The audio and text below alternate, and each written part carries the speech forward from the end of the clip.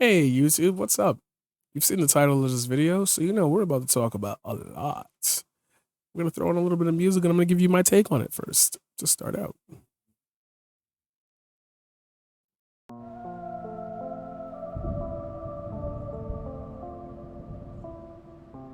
When I envision what we consider to be, like, I don't know, modern segregation, if we want to even call it that, I think about the way gentrification and other styles of development in urban cities take away from the culture and independence of those who are wishing to make a better lives for them, themselves, their children, their families, their friends, etc., their community. And what I want to talk to you about today is something that has been bothering me for a very long time, and I want to talk to you about the segregation of New York City. A friend of mine on a stream, just on the last stream that I had, we had a live guest, if you missed it. They mentioned to me that they understood immediately that certain communities are kind of in their own little bubbles. We have our Chinatown, we got our little Haiti, we got the Dominicans, and in the Spanish up on the Washington Heights. There seems to be all these very small, tight-knit communities based around demographics, ethnicities, race, sometimes. And I posed the question to him, why do you think that is? And one of the thoughts that he had was, is it because people, when they move to New York City and when they move to a big city, they tend to move into places that have, people around them that they can recognize, that they can feel, that they can explore the same struggles and same ideas with. And I was like, that's a part of it, but that's not even the beginning, or that's not even 5% of the we'll give that to 5% of the population. Most people move within the cities to places that they can afford. And automatically you can start to see the connection that I'm trying to make. If you are in a systemically bad situation where, your name gets overlooked on certain applications because it has 3 X's or they don't know how to pronounce it, you take the jobs that you can get, and that gives you the wage that the job decides to give you, and you decide to move to wherever you can move based on said wage, right? We know this. Well, you know that during the 2020 coronavirus pandemic, it was reported that the most people that were getting sick were Black and brown people. And why was that? Because those are the people that took those jobs that, we deemed essential. So they were outside more, having to communicate with more people, i.e. increasing their chances of getting COVID. The same way, if you over-police a neighborhood, you have more chances of running into the police, even if it's for something that you didn't do wrong. Those type of things.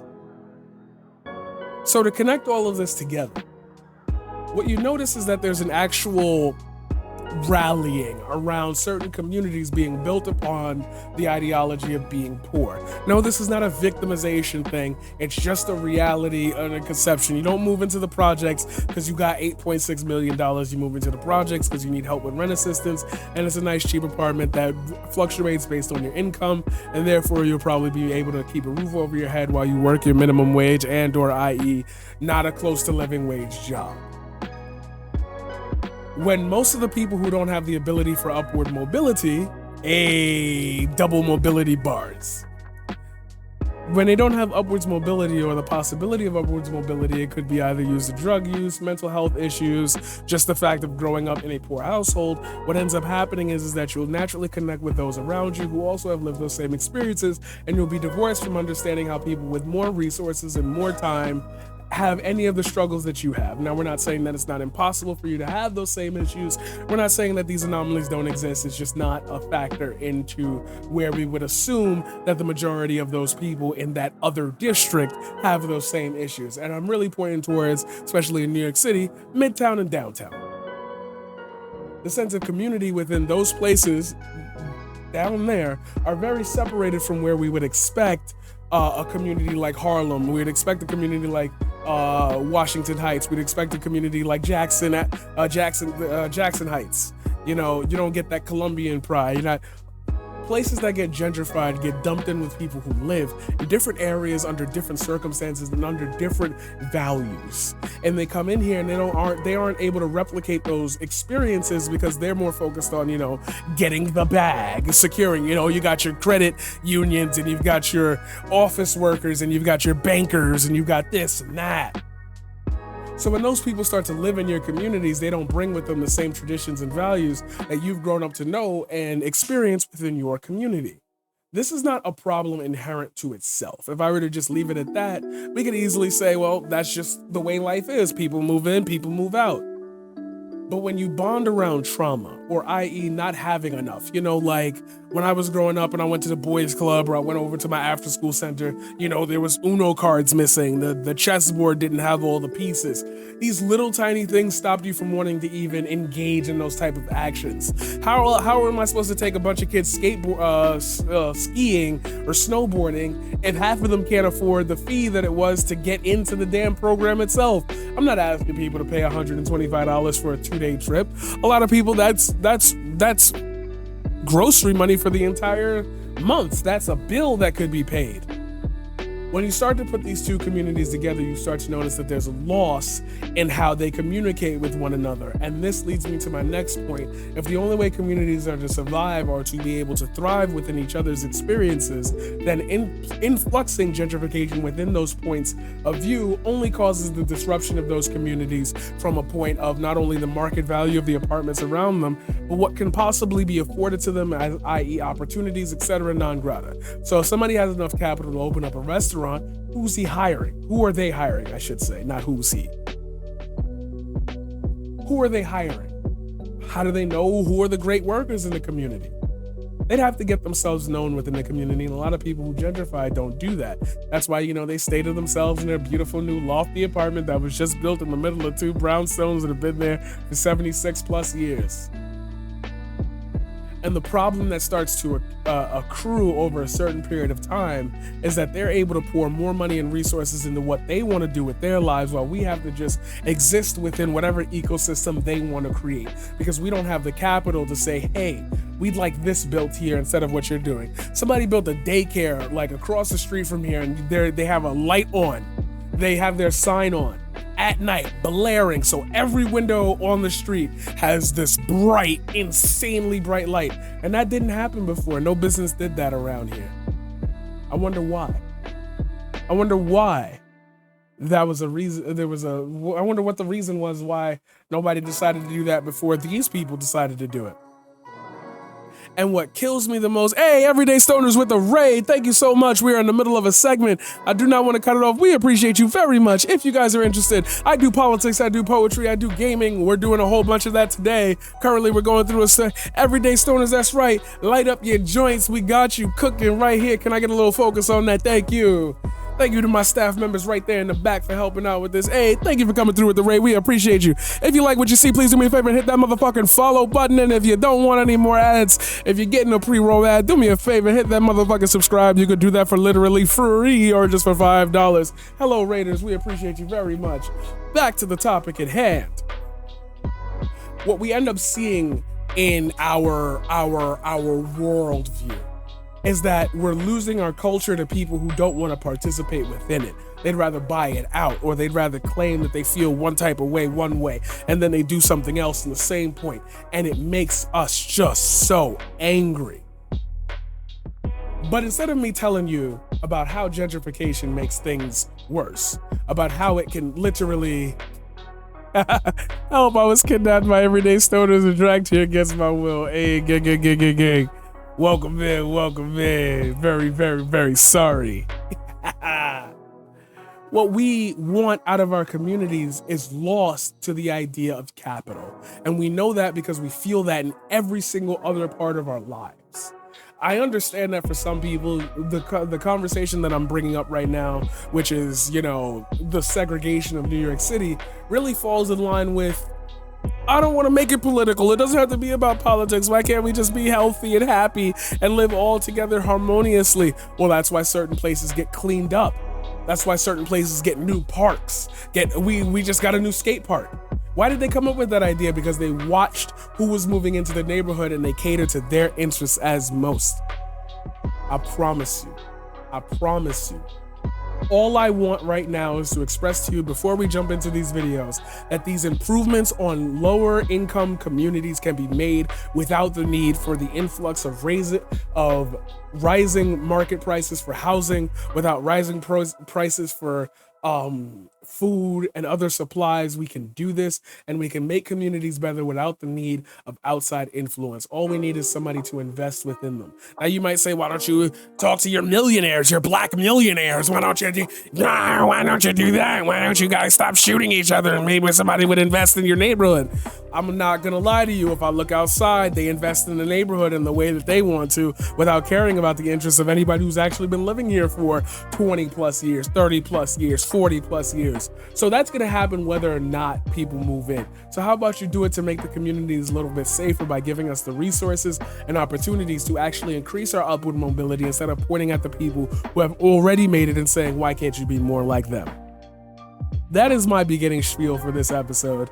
If you are enjoying yourself thus far and you've made it this far, please do me a favor, hit the like and hit the subscribe. We're gonna kick it over to a couple of videos that we're gonna watch and critique on so you can understand a further view of how this feels to certain people at certain times without needing to hear me speak on it.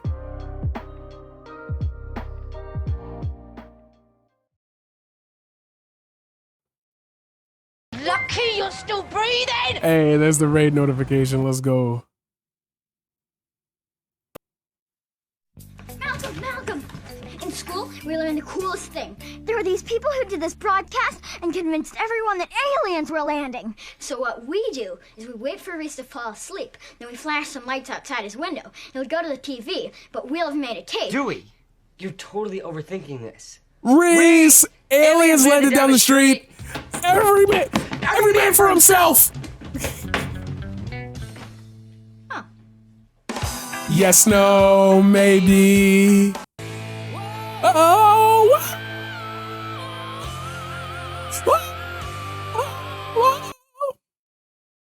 Let's go.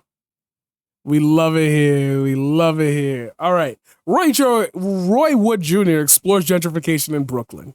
To the latest census, the white population is decreasing nationwide. For the first That's so time, funny that the they white put that. population in the United States has declined. But there's Oh, I wonder if that maybe makes it so that way people think about the Great Replacement Theory. Good job, CNN. one place their numbers are up almost 9%. Brooklyn. This wealthy white migration has led to increases in rent, cost of living, and requests to speak to the manager. So I followed a trail of succulents and Wes Anderson DVDs deep into the den of gentrifying Brooklyn, where I sat down with Tommy Holly. The white population is going up almost 9%. The black population is going down almost 9%. Would it be safe Each to been say dead. that's Hey, how they're thank you. showing Black Lives Matter by just moving them out to somewhere else? Don't even get me started. Like, before we even get into it, because you said it, their idea of investing in the neighborhood is opening up a liquor store. Yeah, wines and spirits. We just got a new one. Yeah, no, you're not wrong about that. What they're doing is they're just buying out and cleaning out a neighborhood, and it's not right. Tommy's lived in Brooklyn his entire life. Everything's going up sky high, and it's harder to live. So the way out is to sell the house. Tommy's mother bought their brownstone in 1963 when black home ownership in Brooklyn was booming. But lately, black mortgages have been going the way of the dodo bird. We have the white population that's moving in, and they walk up and down the street. Some speak, others walk past you like, why are you here? Yo, I was gonna say that. Get out of my head. I was oh my God. Oh my God. I was literally gonna say that. When you see white people jogging in Harlem at 10 p.m., you know something fucked up somewhere. Got the stick, man. Yeah, but if They don't think you like a magical Negro? yeah, Look well, at this. Look at it. That's one of the magical Negro sticks. Okay, you just gotta go. The magical Negro stick. And that scared gentrifiers. The black dude with a magic stick? But no amount of black wizardry could make the block parties lit again. And residents like Judith Lavelle and Ayanna Prescott don't even recognize their own neighborhood. So this neighborhood used to be black, All black, 100%. like the 70s black, like when Right. the music was good and O.J. Simpson was just a really good football player. It was all black, and you had discount stores where we could get things cheaply. We don't have that anymore. Yeah, our bodega's now a nail, like a high-end nail salon. What new milks have arrived? Oh on my the gosh, show? there's so much. There's hemp, there's oat, there's Hemp milk, oat milk, yep. hazelnut, there's coconut. The Trojan there's- horse of gentrification seemed to increase the volume of nut milks while decreasing actual necessary food supply. And even common decency was facing. Now, I'm not saying that, like, I'm always correct, but do you see why, like, I don't like subterfuge. For my new audience here, you probably don't know about this, the paradigm lore. We're on season 2. We're ending season 2. You have no idea what that is. Stick around for a little bit because I promise you at some point during these streams, you're going to figure it out. But if you don't know, please do me a favor. Go to that YouTube and it'll give you all the information that you need to know. You see my like my grave issue with like people who tell me I'm wrong. Like people on the street. I don't talk to myself. I talk to people out there. Those 99-cent stores are lifesavers for people on a budget. They get rid of them. Let's put in a Whole Foods. We just got a Whole Foods. Who the fuck shop in there? Extinction. I've had neighbors call 311. 311 is a hotline New Yorkers use to complain about non-emergency shit. And the gentrifiers seem to have it on speed dial. So 311 is like the snitch line, but the police don't come right away. Right. Exactly. So it's like the dry snitch line. Exactly. Yeah. Okay. Couldn't you ring my bell? Couldn't you ring my bell? Exactly. Come up, say hello. So are these just people that don't know how to make friends, or is there an It's a combination other of both. issue of Racism. Yep. Possibly. There's an anthropological term for this. racism? And He the said only it. thing rising faster than the number Paradigm's of man 3 for 3. buns is the real 3 for 4, actually. I missed the over-under on Steven Crowder mentioning Kyle Rittenhouse. Before, Wait, I'm sorry. What'd you say? the houses in Bed-Stuy go for $3 million now. The houses in Bed... Hey, Dad, are you up? Just a quick thing. Do you know that the houses in Bed-Stuy, some of them go for $3 million now? Yeah, he said yes. He said yes. $3 million. How much you pay for this house? 23. Oh my God, this is CRT Keck W. And you can sell it right now. For close to $2 million. Oh, you got to go. Wait a minute, you the one that said that should stay. Well, I did that before you told me what you was getting. You know, the money is great, but it's not everything. Right. It's about the community. And if we're going to save that, we need to set some ground rules. What are some things that people moving into the neighborhood could do to help honor what has been built over the decades? Just be kind. Wait, just be kind. Yeah, just be kind. Okay, I'm gonna write that one down. Just Be kind. be kind. Communication. Don't call 311. Don't Snitch. Support the local small-owned businesses. the local weed dealer. Facts. If that's your thing, yes. Definitely Facts. introduce yourself to your neighbors. Like I said, embracing what was already here. Don't just think that because you're here, you're entitled to your $9 artisanal coffee. Y'all are about to watch me get really stressed out for a good reason. It's not because what I just said in that first 10 minutes was validated. It's like, this is what I'm talking about. Like, this is the thing. This is the thing, guys. This is the fucking thing. Who cares about your $9 coffee? I can't afford it. So the only people shopping there are people that you specifically targeted that you know can afford it. Therefore, your business will thrive while other businesses have to lower their prices, which makes them look cheaper, and people don't walk in there as much because, do you guys have hemp milk? You don't carry hemp milk? What the fuck? We're out of here. Starbucks coffees carries everything. Artisanal coffee? Arabica beans from Kenya or... That's wild. Yeah. Is that where your coffee? I hate you. I hate it. Got this from a bodega. No, you did not. That's not a bodega cup. Facts. It is good, all right? Damn, even I need caffeine. I gotta get the word out. And the only way to do that is in the universal language of Brooklyn. The flyer. Flyer. Get at a look. Tell me what you think. I'm making these flyers. Tell me if that checks out. You know, respect the culture of the block, which means clap on beat.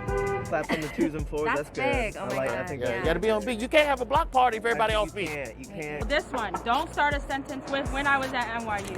Facts. Let's put these up. All around. Yeah, they're gonna put them up. Yes. Yes, sir. All right. The community approved the gentrifier. But would it work?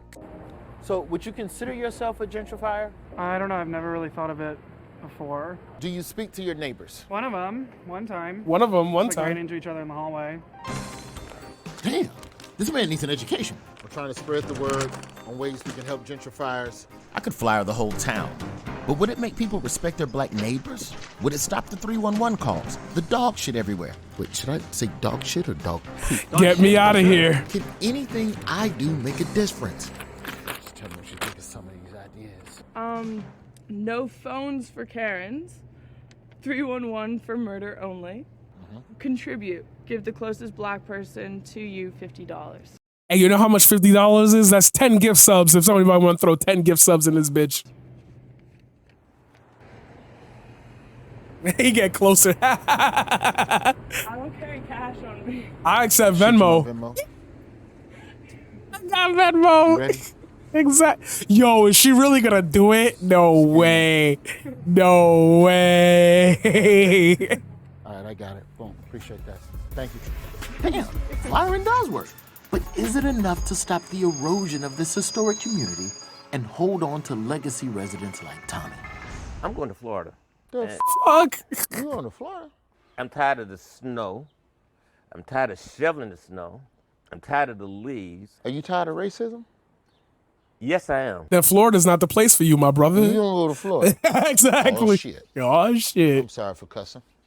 It's okay. That was good. That was good. Moving on to, and let's not do that one yet, because I mean, we in Marcy right now, and I just seen a white woman walk by with a yoga mat. Yo, I just said it. I just fucking said it.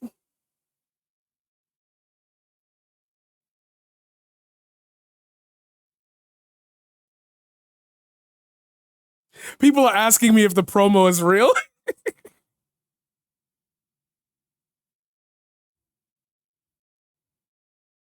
Oh my God, people are asking me if the promo is real.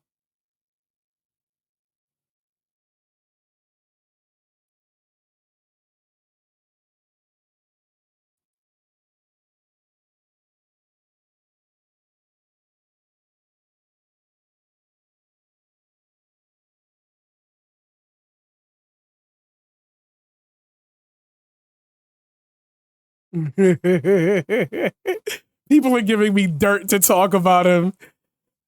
People are giving me dirt on him.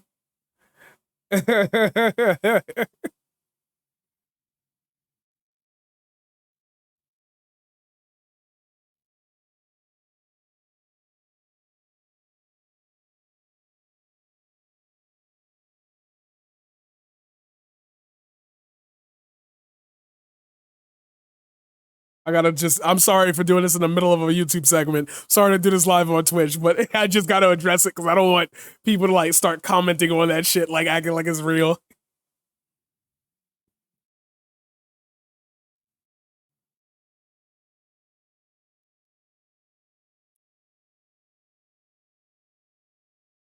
Oh my God, people are buying into it. Yes.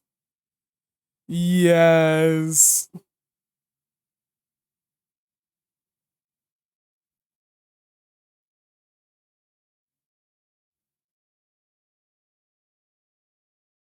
Okay, she knew. Okay, one person knew. One person knew.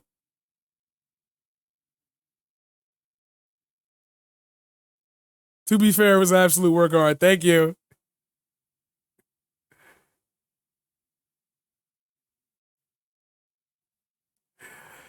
But to be real quick, I know YouTube. I know you're on YouTube right now, and you're like, I tell you what, just skip like the next 10 seconds. I should be back at that point. Copy link. I'm just sending him the promo. I love that people are buying into this. I love this shit.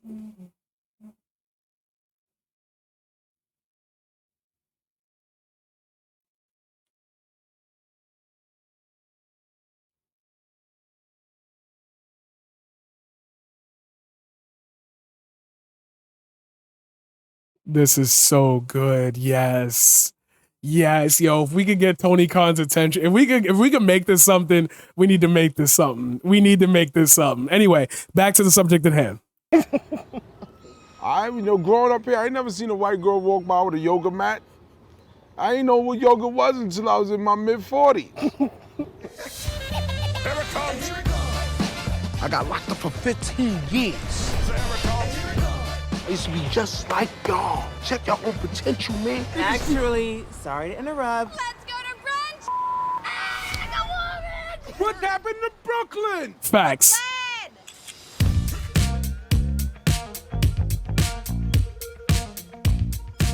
What's up, brother? I'm chilling. Hey, I know which part this is. This the Wall Street Journal right here, man. These the OGs right here I grew up under. I'm gonna go over and finish this interview. All right. I'll let y'all later. Man. Love you, Happy, man. I love you too. All right. Come Happy through, Father's man. Day. See, that's what it is for me. Community. That's the payoff. No matter how big you get, That's when right. you travel the world, if you can't come home and get love, it ain't real. It ain't When you real, cut the that's tree right. From the roots, what happens to the tree? The tree dies. There you go. Let's talk a little bit about gentrification in Brooklyn. I just don't like when people are displaced. Right. You know, it's important for growth in the community. I just don't. And if anybody says, yo, you look like Tracy Morgan, we're going to fight. Yes, I know. Leave it alone. This process started a long time ago. First, there's a Starbucks in there. Mm-hmm. When you see a Starbucks and a bank on the same block, the process has started. Yep. I'm not a politician or anything like that. I know that everyone has to have some place to live. You can't kick people out of their homes. If you're gonna do that, you gotta fix up some place where they can go. What do you think about when you come back to Brooklyn, either to shoot parts of the show or you? When we make The Last OG, we bring more than just these cameras and these trailers and these lights in this neighborhood. What we bring is hope to the youth. Because they see me and Tiffany and Cedric, and they see us standing right there. So you never know what little kids is looking at us going, wow, they right there. So if they could do it, I could do it. It could be done. Let's go see my basketball court. Okay. Say Liz Lemon. Liz Lemon. How important is it for the network to be supportive of these efforts? The refurbishment of these basketball courts was generously funded by TBS and The Last OG. So there you go. You can make improvements to your neighborhood to give people a chance to do this and that without the need. Oh, but Paradigm said that already. Important. I told TBS I gave you a hit show. Give me something. And they gave it to me. If you open up a Starbucks and it's not unionized, get it the fuck out my neighborhood, yo. Kids gonna have someplace nice to play this summer. Look at them backboards. Those are OG backboards. So you want to talk about the show a little bit? I love the show. All these things in the show are come straight from my life. This is just the beginning because I'm 49 years, 50 years and stuff. Yo, we could do the show for 50 years if we want. What are we gonna see in season 2? Well, season 1 is just in second gear. Season 2 is gonna be in third gear. Third gear, baby. You have been conquered. Whole Foods, gentrification, and the erasure of Black Harlem. So let's get more specific to my neighborhood. You have been conquered. Whole Foods has arrived. It kind of feels like it's the nail in the coffin as far as gentrification goes and like the changes that have been I deal with happening in Hooper shit all Harlem. the time. You do look like David Harbour, though. Bad about it. I give you that much, you do. Everybody feels like it's a new turning point. Seeing that this Whole Foods is here, especially on 125th Street out of all places, it just shows that there's a real change here. East Harlem is one of the neighborhoods identified as food deserts because they lack access to fresh produce. Residents are far less likely to eat the recommended daily servings of fruit and vegetables. There's literally nothing but liquor stores and fast food restaurants. Who called the liquor stores? Who called the liquor stores? So to actually have something that's wholesome and is healthy, I feel like was definitely needed for this area. It's needed, but it was also needed 20 years ago. I can't make this shit any clearer. I can't make it any clearer. Why did it only come here when the wealthy whites started moving in? And you know what? If you want to make it a non-race issue, let's make it a non-race issue. Why did it only start when people were able to afford $2,000 one bedrooms, $3,000 studios? And if you tell me that doesn't exist, I took photos of one of the smallest apartments. I swear to you, it is smaller than my living room, 2750. They waited until Harlem got significantly white before they chose to put food that we could eat here. There you go. Central Harlem, wait, what? Food that we could eat here. Central Harlem residents are 3 times more likely to be obese and suffer from health issues. in comparison to residents in downtown Manhattan. Wonder if anybody said that. But it's not really in a price range that I can afford and still be able to. I'm not even a pause champ that.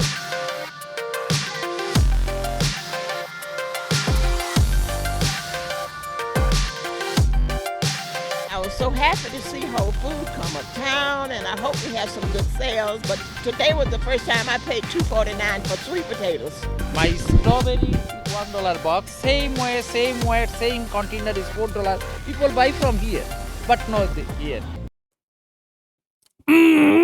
Isn't there a thing called the Whole Foods effect? Yes, there is. A Whole Foods store can increase the property value of nearby homes, forcing low-income renters out. In 2013, Whole Foods opened a location in Midtown Detroit. Median sales in the area went from $19,000 to $80,000 in just 6 years. I am moving out of Harlem. My rent keeps going up. I'm from Brooklyn, and I seen that firsthand. They kicked us out of our building. And it's forcing a lot of homelessness. A lot of families like grandmothers, people who was here since they were young, they have to find different places to live. I'm moving out of Harlem. Oh, you know you ain't going nowhere. You know you ain't going nowhere. But this is my home. I've been here most of my life in Harlem. From 123rd Street, and I have a few problems right there now. Gang. He has a youth program for 23 years. This year, they denied it. With the people moving in the block, they have different opinions on different things.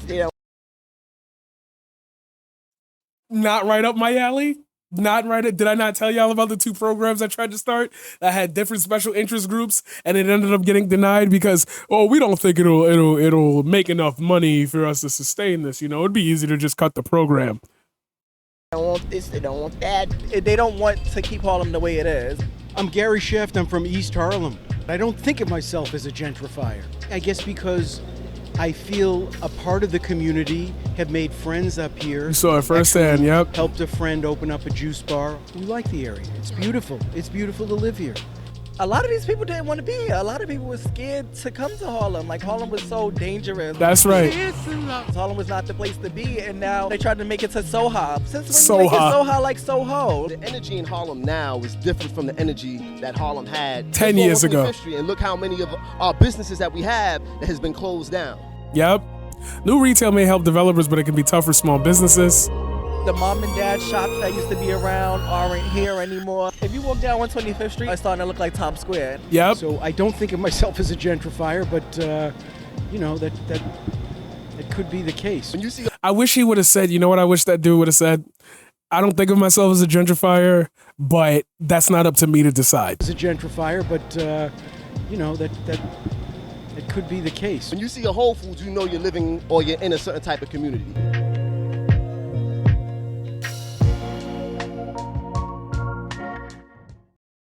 Harlem's not Harlem anymore. This was in 2016. Freestyle in the streets now. When he kept messing me, you get a beat down to you. My intelligence is irrelevant. Damn, fix your audio, bro. You can tell a friend. Freestyle set the tone as Sergio and I continued our quest through Harlem, this time on what I call the heartbeat of Harlem, 125th Street. Look at this, we got matching heads. There's still a huge hip-hop presence there, which it's known for, but we caught up with Richard Morant, who was selling his music on the side of the street, and we asked him about the big word people are using up there, gentrification. Gentrification, rent's going up for every Harlem resident. My mother complains for the last 7 years, rent's going up. This is known for urban clothing because it's urban music. The biggest urban store, Ballers, is right now next to American Apparel. And for us, it's like, okay, I want to dress By the way, guys, Ballers is closed now. white or I want to It's surprising that Jimmy Jazz still stays open, but sneakerheads. dress black. To get an idea of Harlem Leftist audio, hard leftist audio. Congressman Charlie Rangel, who's been in office since 1971. Okay, hopefully they fix this And audio. in the 80s Harlem, with the surge of crack, there was also a lot of crime going on in the area. The Harlem that I had when I first went to Congress was so many deteriorated buildings, rats, roaches, crime was high. Everybody knew somebody that got mugged. Over time, Rangel says crime has come down, which led to more developers coming into the area and buildings going up, rent going up. What didn't go up for us and the country is jobs. What didn't go up was salaries. You do want to keep the economy going, and you want people to move into the area, but you also want people who have known Harlem for what it is to be able to stay. And he says the area needs a lot of subsidies. The people that are building, they want money.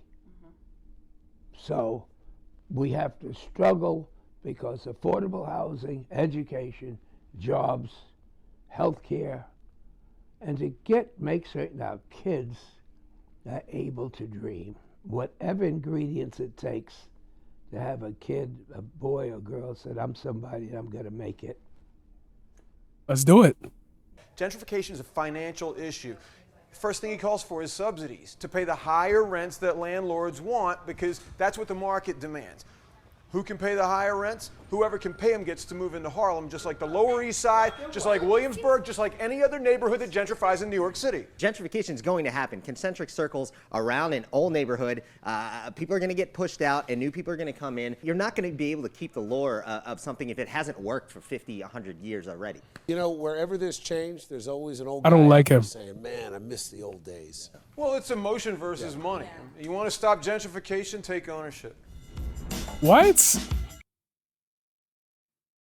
If you want to stop gentrification, take ownership is a ridiculous and simplistic statement which reeks of privilege and ignorance. Richard Rothstein, in his book The Color of Law, discusses how residential segregation was government policy. Rather, he argues government policy at the time was to designate racial boundaries so that blacks and whites would not live near each other. These policies were so profound that they still determine the racial landscape today. In the 1950s, federal government again reinforced racial segregation via the Federal Housing Administration, which is designed to move white families out of the urban centers into the suburbs. This was the epoch of the stereotypical 1950s housing idol, yet it had an explicit racial bias. Thousands of homes would be built in suburbs, and even though the U.S. was not a suburban country at the time, and the very idea of at the time was seen as a waste, yet developers gained support from the FHA after submitting their plans, architectural designs, and street plans for such suburban subdivisions. Yet with the express proviso that such accommodation would not be sold to African Americans as required by the FHA. The FHA even required developers such as Levitt in New York to place a clause in the deed of every home prohibiting resale or rental to African Americans. African Americans were therefore explicitly prohibited from moving into such homes, even though they could have easily afforded those homes, not that they did not want to reside in those areas. These homes at the time were sold between $8,000 to $10,000 and now are worth anywhere between $300,000 to $700,000. $300,000 to $700,000, not $300. The white families over subsequent generations gained hundreds of thousands in equity, which would be used for their children's education, healthcare, and periods of financial difficulty. African Americans did not accumulate such wealth as a result of this federal subsidy. So today, African American incomes are about 60% of those of white American incomes, and African American wealth is 10% of white American wealth. African Americans, therefore, as a result of explicit government policy to ban blacks from purchasing homes in the suburbs, were unable to take ownership. If you want to, shut the fuck up, bro. That was such a weird. Harlem is always going to be Harlem. It just looks better. Born and raised in Harlem, all neighborhoods go through this, unfortunately. That's not true. It's not what you do, it's how you do it. And the way they go about gentrification is wrong. Now when the karma of it all comes back around, I hope they remember their so-called importance and have the same gaiety of attitude. I grew up in Harlem in the late 60s, 70s, 80s, moved to PA. Some of my family lives on 7th Ave, 125th, and 119th. There are people coming back to Harlem like my mother, retired nurse, because that's where she feels comfortable. All neighborhood goes through changes. My uncles were all murderers in Harlem in the late 70s before they reached 25. I think they meant murdered. I want to move far away now. People are coming back, believe me. With the ending comment, if you want to stop gentrification, take ownership. Well, that is true if the average American worker's wages have not increased. And in places like New York City, Nashville, San Francisco, DC, Portland, and Seattle, where prices of an average home are heading close to $1 million, then that person's either smoking crack or living in fantasy land. What is going on here is class warfare and economic apartheid and ethnic cleansing. Where you can't afford it, then get out. Exactly. Exactly.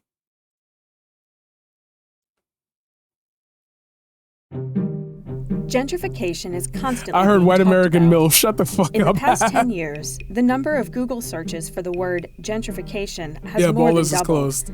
and mentions in the news and in literature have gone up. So people are talking about gentrification, but they often mean different things when they use the term. Gentrification is a process of neighborhood change that includes economic change in a historically disinvested neighborhood by means of real estate investment and new, higher-income residents moving in, as well as demographic change, not only in terms of my income, bad. Hold on. Before we continue, I gotta check Twitch real quick. I know that people on YouTube have no idea what the fuck is going on, but I gotta see if he messaged me. And the winner is... I have a whisper. I have a notification. He did message me. He just asked me again, was it worth it? Ladies and gentlemen, he messaged me. Therefore, we're about to see a huge transfer of wealth. The answer was yes. The answer was yes. He did message me. Ladies and gentlemen, the transfer of wealth has continued. 1,400 shifty sickles going to Skull Shroom and 2 others. In the wrong place. It happens. It happens. We'll be opening up the casino one. That's why I only put 10 in the no pot. Yo, y'all went crazy. level, but also in terms Damn, of changes in the he really did education message level me. or Stay racial banned for a makeup of month. residents. Gentrification is complex and needs some explaining. To understand it, there are 3 key things to consider. The historic conditions, especially policies and practices that made communities susceptible Trumpet's to always letting me down. the way that central city disinvestment and investment patterns are taking place today as a result of these conditions, and the ways that gentrification impacts communities. Over the last century, many policies and practices have created racialized patterns of disinvestment in city centers that have left low-income communities of color particularly susceptible to gentrification. From the 1930s through the late 60s, standards set by the federal government and carried out by banks explicitly labeled neighborhoods home to predominantly people of color as risky and unfit for investment. This practice, now known as redlining, meant that people of color were denied access to loans that would enable them to buy or repair homes in their neighborhood. Other housing and transportation policies of the mid-20th century fueled the growth of mostly white suburbs and the exodus of capital from urban centers, in a phenomenon often referred to as white flight. Take the GI Bill as an example. The program guaranteed low-cost mortgage loans for returning Damn, people World War really II liking soldiers. this promo shit. But discrimination Am I limited gonna the be a extent to guy which and we're black getting into the veterans wrestling were able business? to purchase homes in the growing suburbs. In fact, the Federal Housing Administration largely required that suburban developers agree to not sell houses to black people in order for the developers to access these guaranteed loans. Left behind in central city neighborhoods, low-income households and communities of color bore the brunt of highway system expansion and urban renewal programs, which resulted in the mass clearance of homes, businesses, and neighborhood institutions, and set the stage for widespread public and private disinvestment in the decades that followed. In more recent history, the foreclosure crisis also contributed to neighborhood-level vulnerability to gentrification. In low-income communities of color, disproportionate levels of subprime lending resulted in mass foreclosure. Please watch The Big Short if you haven't. If you don't understand subprime shit, put it to you this way. They fucked up. Wait, no.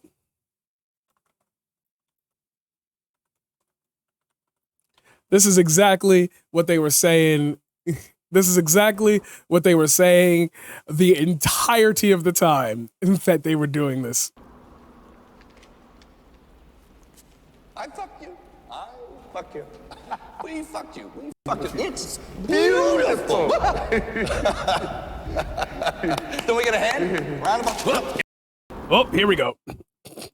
Leaving those neighborhoods vulnerable to investors seeking to purchase and flip homes in bulk. Today, both people and capital are Thank you for the flooding raids, back ladies and into these gentlemen. Thank you for your historically attention. I hope you're enjoying today's show.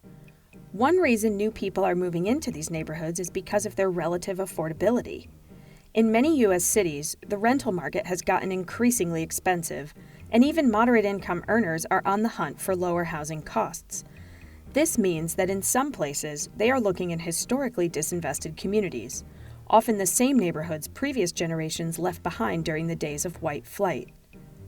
These neighborhoods are often characterized by older historic housing stock that appeals to new residents and close proximity to city centers, where jobs, restaurants, and art spaces are increasingly locating. Cities are also investing in revitalizing some of these neighborhoods, for example, with improved transit access and infrastructure, in part to draw in newcomers. On the ground, gentrification may look like real estate speculation, with investors flipping properties for large profits, as well as high-end development, and landlords looking for higher-paying tenants. Increased investment in neighborhood amenities like transit and parks. Changes in land use, for example, from industrial land to restaurants and storefronts.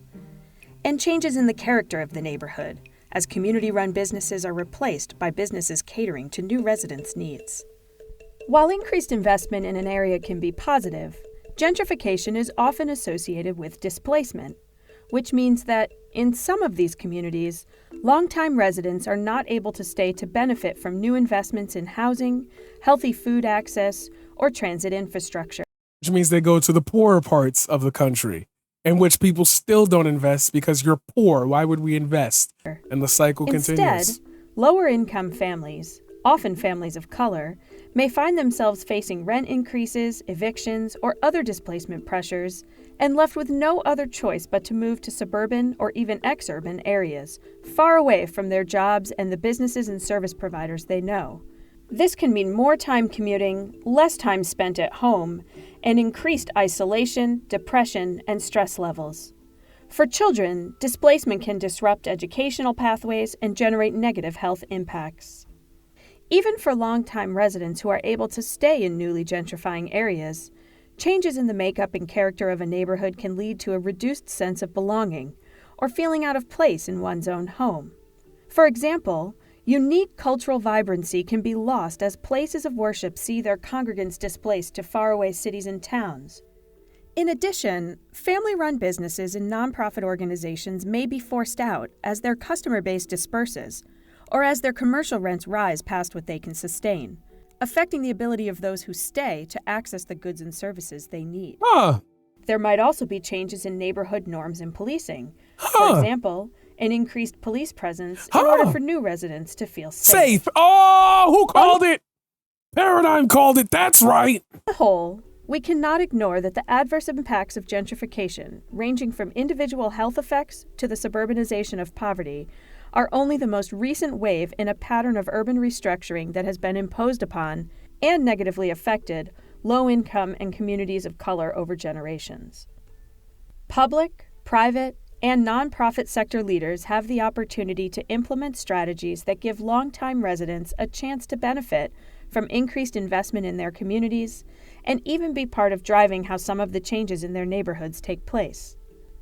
In order to invest in communities without displacement, policies, programs, and financing tools are needed to protect renters from formal and informal displacement pressures, facilitate the production of more affordable housing, and preserve and upgrade the existing affordable housing stock. Involving community residents in planning and decision-making about their neighborhoods and region can and should be a key piece of all three of these strategies.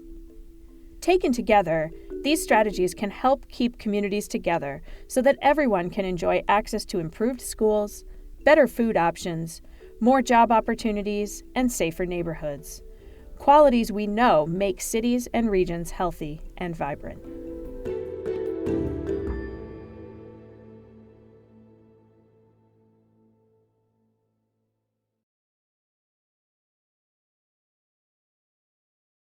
Ladies and gentlemen, there is not a point that needs to be made any further. We are going to watch something, but sadly, you will not be included in it because you are on YouTube. But that doesn't make you a bad person. It just means you got to hit the like, the subscribe, and the bell to stay notified. And then come join us on Twitch so you can find out about the things that you missed. Hopefully this was a good deep dive, or at least a bit of a nuanced dive into how gentrification not only affects a human being that you watch and enjoy, but other people in our communities. And hopefully we can band together to gain this knowledge and hopefully change and shift the paradigm.